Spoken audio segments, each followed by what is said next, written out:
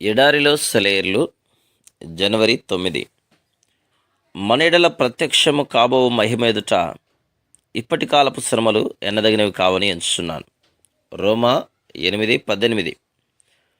ఒక సీతాకోకచిలుకకు చెందిన ఒక ప్యూపాను దాదాపు సంవత్సరం పాటు దాచిపెట్టాను. అది చూడ్డానికి చాలా విచిత్రంగా ఉంటుంది. అది కూజా ఆకారంలో ఉంది.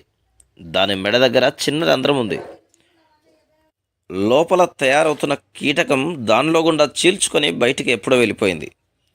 ఖాళీ ప్యూపాకి, కీటకం ఇంకా లోపలే ఉన్న ప్యూపాకి ఆకారంలో ఏమీ తేడా లేదు. ఆ రంధ్రం చుట్టూతా ఉన్న సిల్క్ దారాలు ఏమీ తెగిపోయినట్టు కానీ చెదిరినట్టు కానీ లేవు.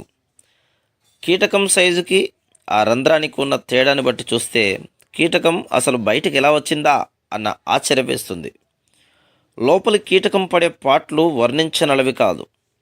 జీవశాస్త్రజ్ఞులు కనుక్కున్నది ఏమిటంటే, అంత చిన్న రంధ్రంలో నుండి దూరి బయటికి వస్తున్నప్పుడు ఆ ఒత్తిడికి ఆ కీటకం శరీరంలోని జీవద్రవాలు దాని రెక్కల్లోని నాళాల్లోకి వెళ్తాయట. ఎందుకంటే ఆ జాతికి చెందిన కీటకాల్లో అప్పటిదాకా రెక్కలు సరిగ్గా తయారు కావట. ఆ ద్రవాలు రెక్కల్లోకి ప్రవహించేదాకా ఆ రెక్కలు ఎగరడానికి పనికిరావట. నా దగ్గర ఉంచుకున్న ఆ ప్యూపాలో నుండి కీటకం చెరలో నుండి బయటపడ్డట్టు బయటికి రావడాన్ని నేను చూశాను. ఓ మధ్యాహ్నమంతా అప్పుడప్పుడు అటు ఒక కన్నేస్తూ దాన్ని గమనించాను. అది ఓపికగా పాటుపడుతూ పెనుగులాడుతూ బయటపడడానికి ప్రయత్నిస్తుంది. ఎంత కష్టపడినా అంగుళమైనా బయటికి పడినట్టు అనిపించేది కాదు. చివరికి నాకు విసుగెత్తింది. బహుశా ఆ రంధ్రం చుట్టూ ఉన్న దారాలు పొడిగా ఉండడం చేత సాగడం లేదేమో.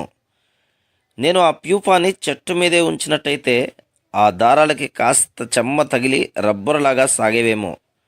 నేనే దాన్ని ఇంట్లోకి తీసుకొచ్చి దాని సహజమైన సాగే గుణాన్ని చెడగొట్టానేమో అనుకొని ఆ రంధ్రాన్ని వదులు చేద్దామనుకున్నాను. దాని సృష్టికర్త కంటే ఎక్కువ జ్ఞానం, జాలి నాకే ఉన్నట్టు దానికి సహాయం చేద్దామనుకున్నాను. ఒక చిన్న కత్తెర తీసుకొని అది కాస్తంత తేలికగా బయటికి రావడానికి వీలుగా ఆ రంధ్రం అంచును కొద్దిగా కత్తిరించాను. చూస్తుండగానే హాయిగా తేలికగా ఆ కీటకం తన ఉబ్బిన శరీరాన్ని ఈడ్చుకుంటూ బయటికి వచ్చేసింది. దాని రెక్కలు మాత్రం కృషించిపోయి చిన్న చిన్న చింతాకులంతా ఉన్నాయి. ఆ జాతి కీటకాల రెక్కలు వెడల్పుగా ఇంద్రధనస్సు రంగులలో మెరిసిపోతుంటాయి. ఆ రెక్కలు విచ్చుకుంటాయని, మిరుమిట్లు గొలిపే ఆ రంగులు అలరిస్తాయని నేను ఆ కీటకం వంక ఆతృతగా చాలాసేపు చూశాను. ఆ రంగులన్నీ ఉన్నాయి, కానీ కంటికి కనిపించని చిన్న చిన్న బొట్లుగా ఉన్నాయి.